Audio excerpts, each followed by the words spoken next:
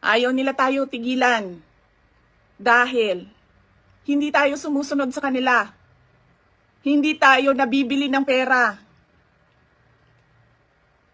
Ano pa ba ang kailangan ng isang taong sanay na sa hirap na wala na siyang ibang alam kundi ang maging mahirap dahil hindi niya nakikita ang hustisya mula sa gobyerno?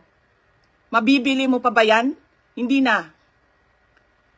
Justice ng karagdagang sinumpaang salaysay si dating Senador Antonio Trillanes IV bilang dagdag ebidensya sa smuggling at graft complaint na isinampa laban kay Davao City 1st District Representative Paulo Duterte at iba pa. Ayon kay Trillanes, ang mga isinumbiti niyang affidavit ay mula sa umano'y Bureau of Customs Fixer na si Mark Taguba at Customs Intelligence Officer Jaime Guban.